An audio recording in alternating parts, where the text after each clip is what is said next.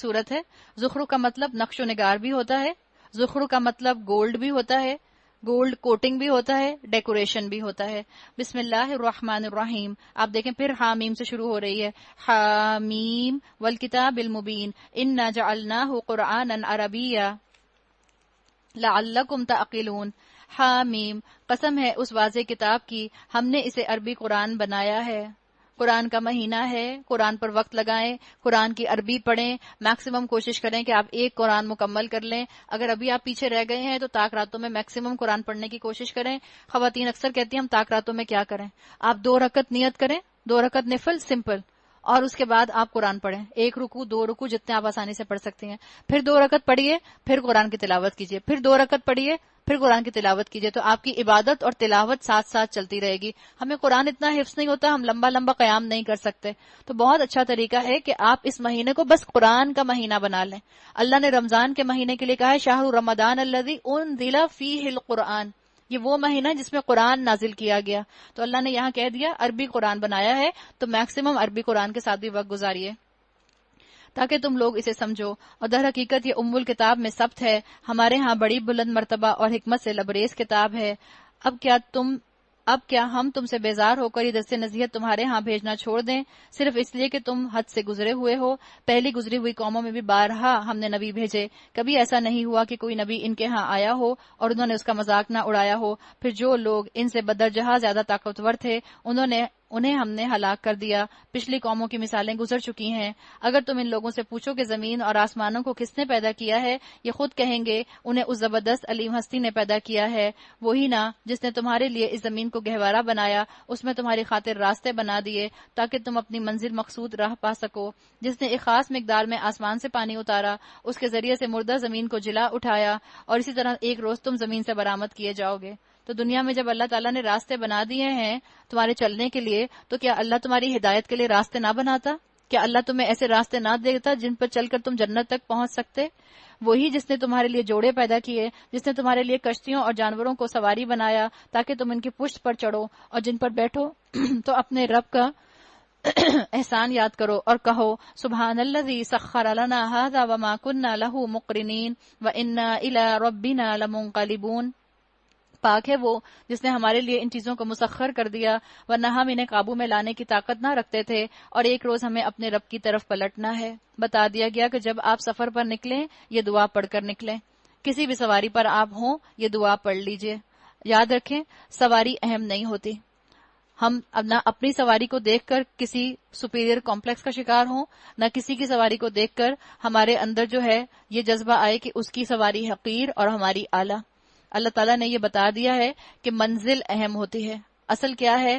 اللہ نے کہا وَإِنَّا إِلَىٰ رَبِّنَا لَمُنْقَلِبُونَ، ہم اصل میں اللہ کی طرف پلٹنے والے ہیں. تو سواری کس منزل پر لے کر جا رہی ہے یہ اہم ہوتا ہے. ہم انسان اتنے کمزور ہیں کہ ہم چیزوں کے اصل پر غور نہیں کرتے، ظاہر میں الجھ کر رہ جاتے ہیں. جو طالب علم ہے، جو مجاہد ہے، اسے نہ مرسیڈیز نقصان دے گی نہ اسے رکشہ نقصان دے گا. اس کی فکر نہ کریں کہ اللہ نے آپ کو مرسیڈیز میں بٹھایا، اس کی فکر کریں یہ دیکھیں کہ آپ اس مرسیڈیز میں بیٹھ کر کہاں جا رہی ہیں. کوئی سائیکل پر بیٹھ کر جوا کھیلنے جاتا ہے، اس نے اپنا جانا جو ہے وہ ضائع کر دیا اور اس نے اپنا وقت ضائع کر دیا. کوئی سائیکل پر بیٹھ کر درس قرآن سننے آتا ہے، اس نے اپنا سننا سنانا جو ہے اللہ کے ہاں جو ہے ریکارڈ کروا لیا. اصل چیز سواریوں کی نہیں، اصل چیز تمہاری نیت، خلوص اور اس چیز کی ہے کہ تم کس منزل کی طرف جا رہے ہو. یہ سب کچھ جانتے اور مانتے ہوئے بھی ان لوگوں نے اس کے بندوں میں سے بعض کو اس کا جز بنا ڈالا. حقیقت یہ ہے کہ انسان کھلا احسان فراموش ہے. کیا اللہ نے اپنی مخلوق میں سے اپنے لیے بیٹیاں انتخاب کی اور تمہیں بیٹوں سے نوازا؟ حال یہ ہے کہ جس اولاد کو یہ لوگ اس خدائے رحمان کی طرف منسوب کرتے ہیں، اس کی ولادت کی خوشخبری جب خود ان میں سے کسی کو دی جاتی ہے تو اس کے منہ پر سیاہی چھا جاتی ہے اور وہ غم سے بھر جاتا ہے. کیا اللہ کے حصے میں وہ اولاد آئی جو زیوروں میں پالی جاتی ہے اور بحث اور حجت میں اپنا مدعا پوری طرح واضح نہیں کر سکتی؟ اصل میں یہ عربوں کا قول تھا. وہ کہا کرتے تھے کہ لڑکے تلواروں سے کھیلتے ہیں، لڑکیاں جو ہیں وہ زیور پہنتی ہیں. ہم جانتے ہیں اللہ تعالیٰ نے سونا، زیور، عورت کے ہار سنگھار کے لیے سب جائز قرار دے دیا ہے. تو اللہ سے اس نعمت پر خوش ہوں.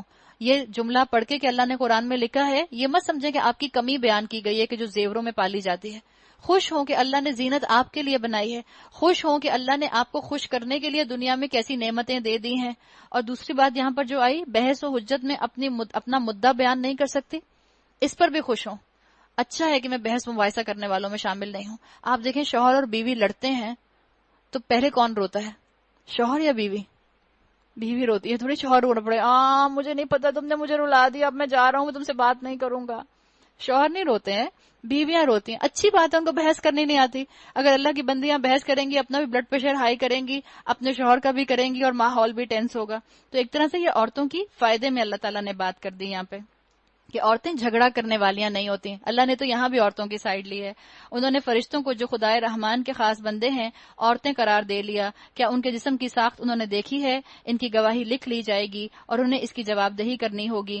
یہ کہتے ہیں اگر خدائے رحمان چاہتا کہ ہم ان کی عبادت نہ کریں تو ہم کبھی ان کو نہ پوچھتے. یہ اس معاملے کی حقیقت کو قطعی نہیں جانتے، محض تیر تکے لڑاتے ہیں. کیا ہم نے اس سے پہلے کوئی کتاب ان کو دی تھی جس کی سند اپنی ملائکہ پرستی کے لیے یہ اپنے پاس رکھتے ہوں؟ نہیں، بلکہ یہ کہتے ہیں ہم نے اپنے باپ دادا کو ایک طریقے پر پایا ہے اور ہم انہی کے نقش قدم پر چل رہے ہیں.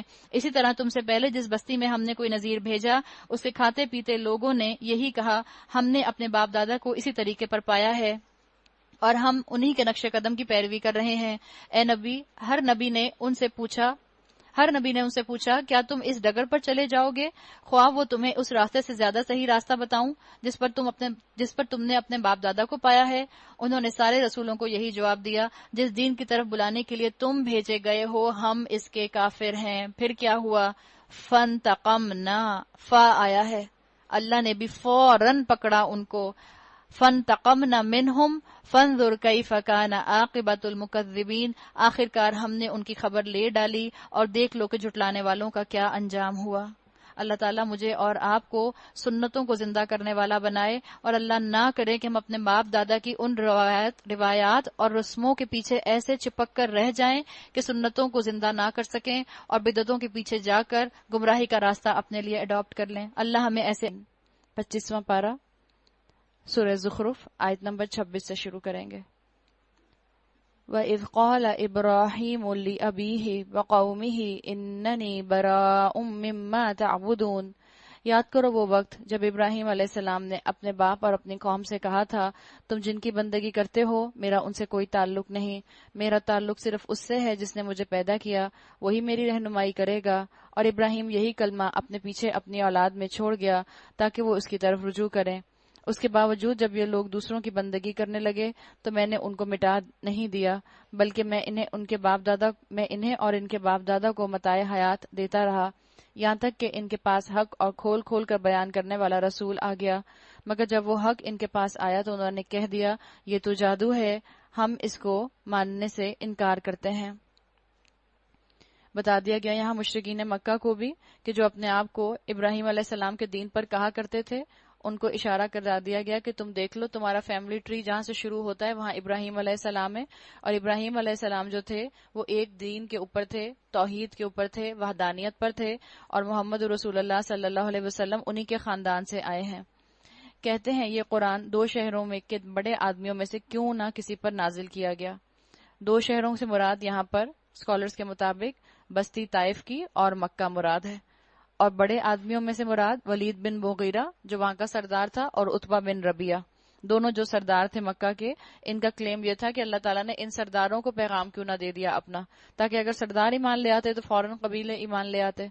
انہوں نے اس چیز کا دعویٰ کیا.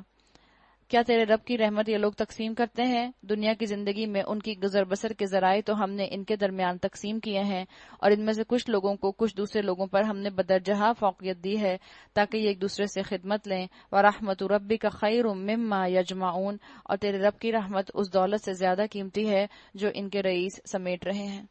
یہاں بتا دیا گیا کہ اللہ تعالیٰ نے کسی کی دولت دیکھ کر اس کو نبوت نہیں دی. اللہ کسی کی دولت دیکھ کر اس کے ساتھ جو ہے معاملہ نہیں کرتا اچھا یا برا، بلکہ دولت اپنی ذات سے کوئی ویلیو نہیں رکھتی. دولت اپنی ذات میں نہ ہی جو ہے رحمت ہے، اپنی ذات سے نہ ہی لعنت ہے. اس کا استعمال بتاتا ہے کہ انسان نے اس کو اپنے لیے قابل نعمت بنایا ہے یا قابل زحمت بنایا ہے.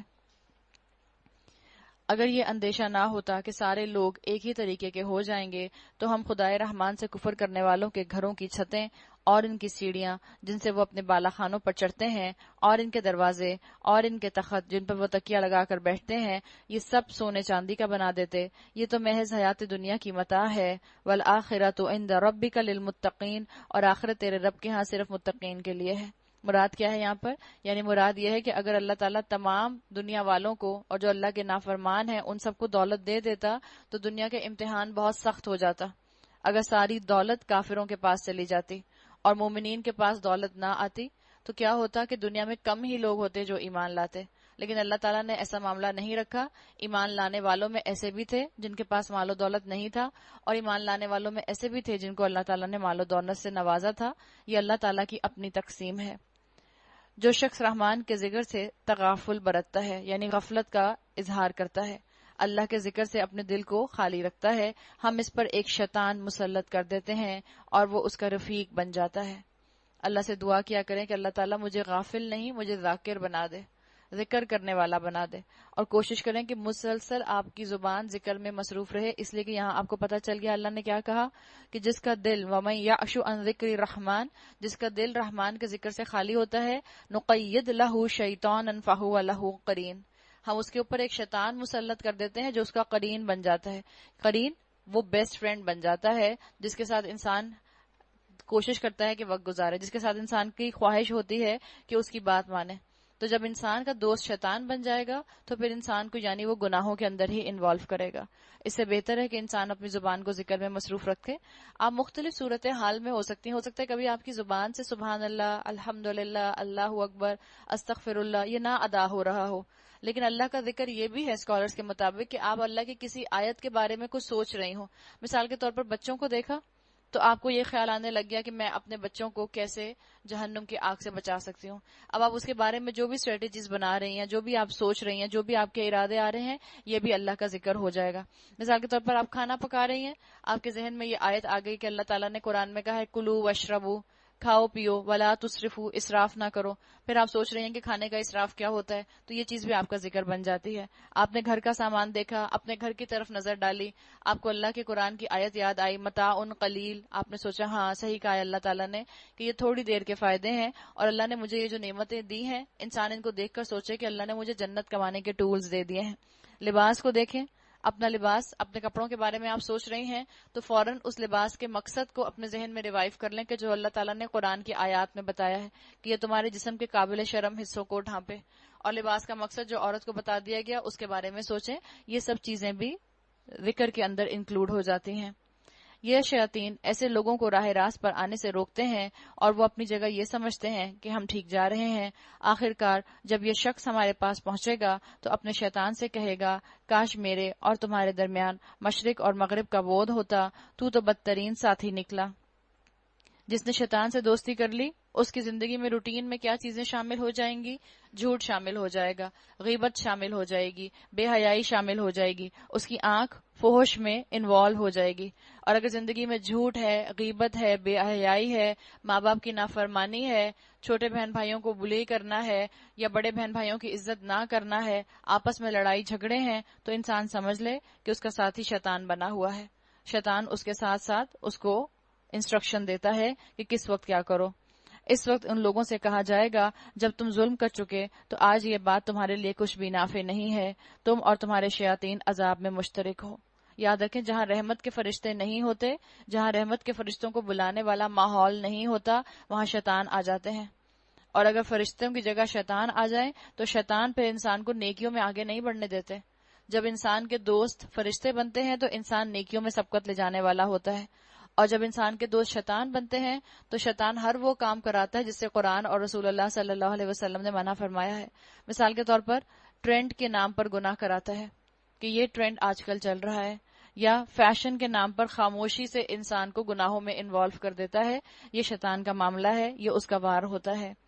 اب کیا اے نبی تم بہروں کو سناؤ گے یا اندھوں اور سری گمراہی میں پڑے ہوئے لوگوں کو راہ دکھاؤ گے؟ اب تو ہمیں ان کو سزا دینی ہے، خواہ ہم تمہیں دنیا سے اٹھا لیں یا تم کو آنکھوں سے ان کا وہ انجام دکھا دیں جس کا ہم نے ان سے وعدہ کیا ہے.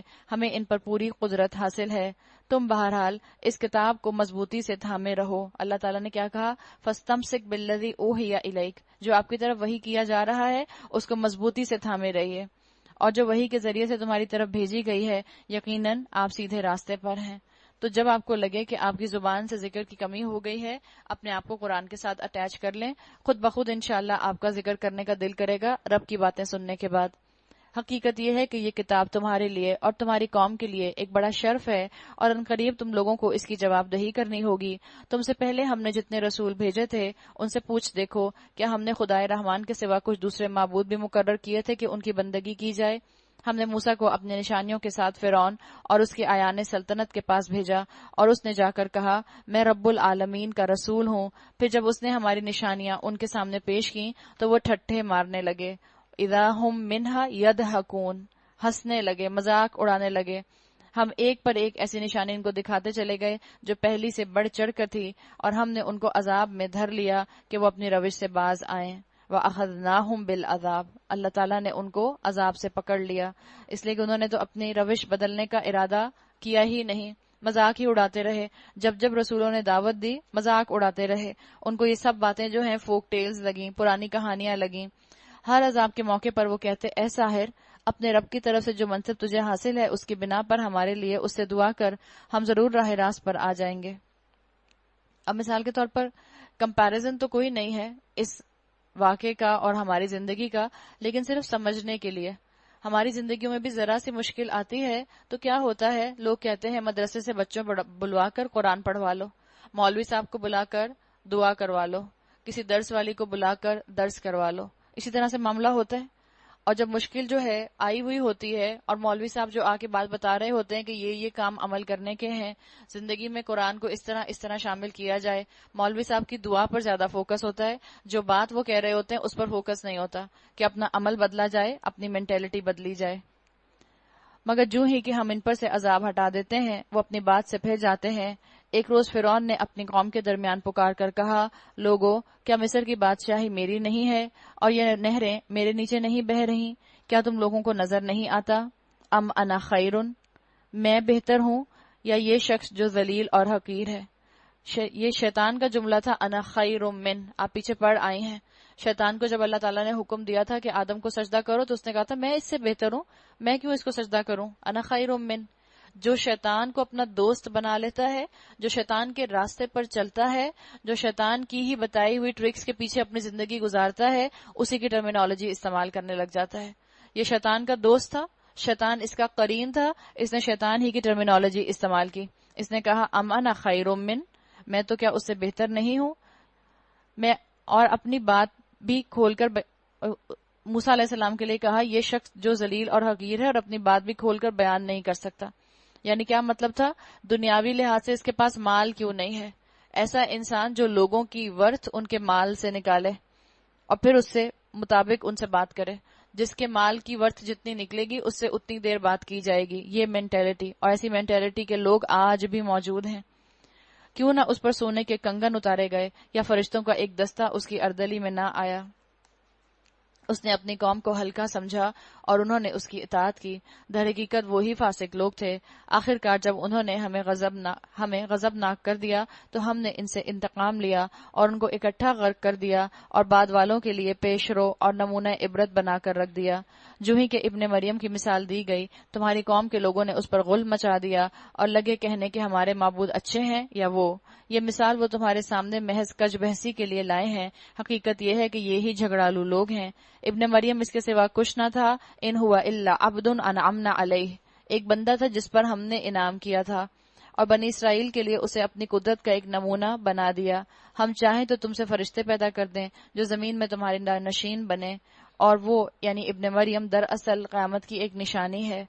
قیامت کی نشانی کیا ہے یہ بتا دیا گیا اسکالرز کے مطابق کہ اس کے اندر عیسیٰ علیہ السلام کا واپس آنا اصل میں قیامت کی ایک نشانی ہوگا. کہ عیسیٰ علیہ السلام کا رفع آسمانی ہوا، اللہ تعالیٰ نے ان کو زندہ آسمانوں پر اٹھا لیا، اور جب قیامت آنے والی ہوگی اس سے پہلے کے دور میں عیسیٰ علیہ السلام واپس آئیں گے. اسی لیے کہا گیا کہ دراصل قیامت کی اس میں ایک نشانی ہے.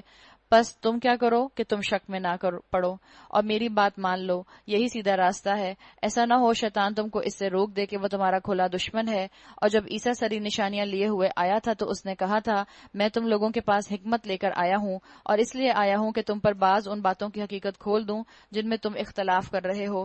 فاتقوا اللہ واطیعون، لہٰذا تم اللہ سے ڈرو اور میری اطاعت کرو۔ رسول کی شخصی اطاعت کا ذکر آ گیا۔ ان اللہ ہوا ربی و ربکم فاعبدوہ ھذا صراط مستقیم، حقیقت یہ ہے کہ اللہ ہی میرا رب ہے اور تمہارا رب بھی، اسی کی تم عبادت کرو، یہی سیدھا راستہ ہے۔ اللہ تعالیٰ مجھے اور آپ کو بھی بس اب سیدھے راستے پر چلا ہی دے۔ اللہ ہمیں یہ صراط مستقیم بس اب دکھا ہی دے، وہی صراط مستقیم جس کا ہم نے اللہ سے اس وقت سے تمنا کا اظہار کیا ہوا ہے جب سے ہم نے سورہ فاتحہ پڑھنی شروع کی۔ جب ہم نمازوں میں سورہ فاتحہ پڑھتے ہیں اسی صراط مستقیم کو مانگتے ہیں، اور یہ صراط مستقیم یہ آپ کو اور مجھے کہاں نظر آئے گی؟ یہ مجھے اور آپ کو ماضی میں ان رول ماڈلز میں نظر آئے گی جن پر اللہ نے انعام کیا۔ آپ زندگی میں اپنی آج کے دور میں لوگوں کو رول ماڈلز نہ بنائیں، ہمارے رول ماڈلز ماضی میں موجود ہیں، اس لیے کہ آج جو ہدایت پر ہے آپ نہیں جانتے کل وہ ہدایت پر ہو یا نہ ہو، اس کے کل ہدایت پر ہونے کی کوئی گارنٹی نہیں ہے۔ اسی لیے اللہ تعالیٰ نے سورہ فاتحہ میں مجھے اور آپ کو ایسے رول ماڈل بنانے کو کہا، ان لوگوں کا راستہ اپنانے کو کہا جن کے لیے ماضی کا کنجوگیشن استعمال کیا گیا، انعمت علیہم، جن پر انعام کیا گیا تھا، اس لیے کہ آپ اور میں کب تک ہدایت پر ہیں اس کی گارنٹی کوئی نہیں ہے۔ یہ اس وقت تک پتہ نہیں چلتا جب تک کہ انسان کو موت واقع نہ ہو جائے۔ جس کی موت ہدایت پر آئی اب گارنٹی ہے کہ اس انسان نے اپنی زندگی جو ہے انعام یافتہ لوگوں میں شامل کروا لی۔ تو یہاں بتا دیا گیا کہ اصل میں صراط مستقیم ہی کے اوپر چلو، یہی اللہ کا راستہ ہے، اور یہ صراط مستقیم جس کی گائیڈنس آپ کو اور مجھے سورہ فاتحہ میں دے دی گئی ہے۔ مگر اس کی اس صاف تعلیم کے باوجود گروہوں نے آپس میں اختلاف کیا، پس تباہی ہے ان لوگوں کے لیے جنہوں نے ظلم کیا ایک دردناک دن کے عذاب سے۔ کیا یہ لوگ اب بس اسی چیز کے منتظر ہیں کہ اچانک ان پر قیامت آ جائے اور انہیں خبر بھی نہ ہو؟ الاخلاء یومئذ بعضهم لبعض عدو الا المتقین، وہ دن آئے گا تو متقیوں کو چھوڑ کر باقی سب دوست ایک دوسرے کے دشمن ہو جائیں گے۔ صرف جو متقی فرینڈز ہوں گے، جو متقوے والے فرینڈز ہوں گے، جن کی دوستی کی بنیاد اسلام ہوگی، جن کی آپس کی محبت اللہ کی محبت کے ساتھ تابع ہوگی، وہی ایک دوسرے کے دوست رہ جائیں گے۔ باقی جو ہمارے دنیاوی دوست تھے وہ یہیں ختم ہو جائیں گے۔ وہ دوست جو ہمارے کسی سوشل سرکل کی وجہ سے دوست بنے، وہ دوست جو ہمارے کسی سٹیٹس کی وجہ سے ہمارے دوست بنے، وہ دوست جو ہمارے کسی ہسبینڈ کی جاب کی وجہ سے دوست بنے، وہ دوست جو ہمارے کپڑے دیکھنے کی وجہ سے ہمارے دوست بنے اور جنہوں نے ہمارے کپڑے اور ہمارے گھروں سے ہماری قیمت کا اندازہ لگایا، قیامت کے دن وہ سب دنیا پرست الگ ہو جائیں گے، سب الگ کر کھو جائیں گے، اور باقی کون رہے گا؟ وہ دوست جو متقی تھے، جن کے آپس میں ملنے کی وجہ صرف اور صرف اللہ کی محبت تھی۔ آپ صلی اللہ علیہ وسلم کی حدیث کا مفہوم آتا ہے، اللہ کے بندے بعض شہداء تو نہیں مگر قیامت میں لوگ ان پر رش کریں گے، یعنی اللہ ان کو ایسا انجام دکھائے گا کہ اور لوگ اس پر رش کریں گے۔ اور وہ کون ہوں گے؟ پوچھا گیا تو بتایا گیا وہ ہوں گے جنہوں نے اللہ کی خاطر ایک دوسرے سے محبت کی، جنہوں نے محبت کی تو اللہ کی خاطر، دشمنی کی تو اللہ کی خاطر، دیا تو اللہ کی خاطر، کسی سے بات کی تو اللہ کی خاطر، کسی پر غصہ کیا تو اللہ کی خاطر، انہوں نے اپنا ایمان مکمل کر لیا۔ تو ایسے لوگ جنہوں نے اللہ کی خاطر دوستیاں کی، آپ کی یہاں پر آنے سے جو دوستیاں ہو گئی ہیں آپ کو خود معلوم اور اندازہ ہوتا ہوگا کہ ان دوستیوں سے بڑھ کر آپ کو کوئی اور دوستی پیاری نہیں رہتی، ان دوستیوں سے بڑھ کر آپ کو کوئی اور دوست اچھا نہیں لگتا، اس لیے کہ انہی میں بیٹھ کر آپ کو لگتا ہے کہ جیسے آپ کو آکسیجن مل گئی، جیسے آپ کو عمل کرنے کی ہمت مل گئی، جیسے اللہ تعالیٰ نے آپ کو دکھا دیا واضح طور پر کہ گناہوں کے اندر سکون نہیں، نیکیوں کے اندر سکون ہے۔ اس روز ان لوگوں سے جو ہماری آیات پر ایمان لائے تھے اور مطیع فرمان بن کر رہے تھے کہا جائے گا، اے میرے بندو، آج تمہارے لیے کوئی خوف نہیں اور نہ تمہیں کوئی غم لاحق ہوگا، داخل ہو جاؤ جنت میں، تم اور تمہاری بیویاں، تمہیں خوش کر دیا جائے گا، ان کے آگے سونے کے تھال اور ساغر گردش کرائے جائیں گے، ہر من بھاتی اور نگاہوں کو لذت دینے والی چیزیں وہاں موجود ہوں گی، وفیہا ما تشتہی الانفس وتلذ العیون، تلذ لذت سے ہے۔ ہم لذت کس چیز کو محسوس کرتے ہیں؟ ہم زیادہ تر لذت دنیا کے اندر زبان کے ذائقے کے ساتھ رکھتے ہیں، جس کو ہم چکھ سکتے ہیں۔ جنت کے ساتھ تلذذ کیا ہوگا؟ اللہ نے کہا کہ ان کی آنکھوں کو لذت دی جائے گی۔ جو چیز آپ کھانے کی ذائقے کے ساتھ محسوس کرتے ہیں، جنت میں دیکھ کر ہی اس کو اتنی سیٹسفیکشن ہوگی کہ آپ لذت محسوس کر لیں گی اس کی۔ ان سے کہا جائے گا، تم اب یہاں ہمیشہ رہو گے، تم اس جنت کے وارث اپنے ان اعمال کی وجہ سے ہوئے ہو جو تم دنیا میں کرتے تھے۔ کون سے اعمال؟ تم نے اللہ کی خاطر ہجرت کی، تم نے اللہ کی خاطر قربانی دی، تم نے اللہ کا شکر ادا کرنے والا بندہ بننا پسند کیا، تم نے مشکل حالات میں بھی اللہ کا بندہ پسند کیا، تم اللہ کے بندے بنے رہے، نفس کے خلاف گئے، اپنی ٹیمپٹیشنز کو روکا، اور مشکل حالات میں بھی اپنے آس پاس ایسا ماحول بنایا جس میں اللہ کی اطاعت ہو سکے، تو اللہ نے تمہارے لیے یہ انعام رکھا ہے۔ تمہارے لیے یہاں بکثرت فواکہ موجود ہیں جنہیں تم کھاؤ گے۔ انسان کی خواہشات کی تسکین کا سامان اللہ تعالیٰ نے جنت میں رکھا ہے۔ اسلام میں یاد رکھیں ایبسنس آف ڈیزائر نہیں ہے، نروانا کا تصور نہیں ہے اسلام کے اندر۔ اسلام تقوی کی بیسس پر خواہشات کو پورا کرنے کا کہتا ہے، چاہے انسان زندہ ہو، چاہے انسان اپنا انتقال کرنے کے بعد اللہ کے ہاں پہنچ جائے، ایبسنس آف ڈیزائر کہیں بھی نہیں آپ کو ملتا۔ اللہ تعالیٰ نے یہ بتا دیا کہ یہاں پر تم جو اپنی خواہشات پر شریعت کی وجہ سے پابندی لگاؤ گے، اللہ آخرت میں اس کی کمپلیٹ سیٹسفیکشن تمہیں کروا دے گا۔ ان المجرمین، رہے مجرمین تو ہمیشہ جہنم کے عذاب میں مبتلا رہیں گے، کبھی ان کے عذاب میں کمی نہ ہوگی اور وہ اس میں مایوس پڑے ہوں گے۔ ان پر ہم نے ظلم نہیں کیا بلکہ وہ خود اپنے ہی اوپر ظلم کرتے رہے۔ وہ پکاریں گے اے مالک۔ یہ مالک کون ہے؟ یا مالکو، یہ دوزخ کے سیکیورٹی گارڈ کا نام ہے، فرشتے کا نام ہے۔ تیرا رب ہمارا کام ہی تمام کر دے تو اچھا ہے۔ وہ جواب دے گا تم یوں ہی پڑے رہو گے، ہم تمہارے پاس حق لے کر آئے تھے مگر تم میں سے اکثر کو حق ہی ناگوار تھا۔ کیا ان لوگوں نے کوئی اقدام کرنے کا فیصلہ کر لیا ہے؟ اچھا تو پھر ہم بھی ایک فیصلہ کیے لیتے ہیں۔ کیا انہوں نے یہ سمجھ رکھا ہے کہ ہم ان کی راز کی باتیں اور ان کی سرگوشیاں سنتے نہیں ہیں؟ ہم سب کچھ سن رہے ہیں اور ہمارے فرشتے ان کے پاس ہی لکھ رہے ہیں۔ ان سے کہو اگر واقعی رحمان کی کوئی اولاد ہوتی تو سب سے پہلے عبادت کرنے والا میں ہوتا۔ پاک ہے آسمانوں اور زمین کا فرماروا، عرش کا مالک ان ساری باتوں سے جو یہ لوگ اس کی طرف منسوب کرتے ہیں۔ فَذَرْهُمْ يَخُوضُوا وَيَلْعَبُوا حَتَّى يُلَاقُوا يَوْمَهُمُ الَّذِي يُوعَدُونَ۔ اچھا انہیں اپنے باطل خیالات میں غرق اور اپنے کھیل میں منہمک رہنے دو، یہاں تک کہ وہ اپنا دن دیکھ لیں جس کا انہیں خوف دلایا جا رہا ہے۔ انسان کو پتہ ہی نہیں چلے گا، اپنے کاموں میں، کاروبار میں، دنیا کی مصروفیات میں، شاپنگ میں مصروف ہوگا کہ قیامت قائم ہو جائے گی۔ وہی ایک آسمان میں بھی خدا ہے اور زمین میں بھی خدا، وہی حکیم اور علیم ہے، بہت بالا اور برتر ہے، جس کے قبضے میں زمین اور آسمانوں اور ہر اس چیز کی بادشاہی ہے جو زمین اور آسمانوں کے درمیان پائی جاتی ہیں۔ وہی قیامت کی گھڑی کا علم رکھتا ہے، اسی کی طرف تم سب پلٹائے جانے والے ہو۔ اس کو چھوڑ کر یہ لوگ جنہیں پکارتے ہیں وہ کسی شفاعت کا اختیار نہیں رکھتے الا یہ کہ کوئی علم کی بنا پر حق کی شہادت دے، اور اگر ان سے پوچھو کہ انہیں کس نے پیدا کیا ہے تو یہ خود کہیں گے اللہ نے، پھر کہاں سے یہ دھوکہ کھا رہے ہیں۔ قسم ہے رسول اللہ صلی اللہ علیہ وسلم کے اس قول کی کہ اے رب یہ وہ لوگ ہیں جو مان کر نہیں دیتے۔ فاصفح عنہم، اچھا اے نبی صلی اللہ علیہ وسلم کیا کیجئے؟ ان سے درگزر کیجئے۔ فاصفح، اصفح جو آیا ہے اس کا مطلب ہوتا ہے صفا، نہیں ہم اردو میں کہتے، صفا کا مطلب کیا ہوتا ہے؟ آپ نے صفا پلٹ دیا، تو اگر آپ کے سامنے یہ غلطیاں کر رہے ہیں ان کی اس حرکت کو پلٹ کے فارورڈ لکنگ بن جائیے، آگے دیکھیے، درگزر کر دیجئے، ان کے اور اعمال پر غور کیجئے، ان سے اچھی امید لگا کر رکھیے۔ وقل سلام، اور کہہ دیجئے سلام ہے تمہیں، فسوف یعلمون، ان قریب انہیں معلوم ہو جائے گا۔ یعنی نافرمانی کرنے والوں کو کیا بتایا گیا کہ نافرمانی کرنے والوں کو یہاں پر اگنور نہ کریں، اس لیے اگر نافرمانی کرنے والے کو اگنور کر دیا تو پھر آپ اس کی ہدایت کا سامان نہیں کریں گے، پھر آپ اس کے ساتھ ہمدردی نہیں رکھیں گے۔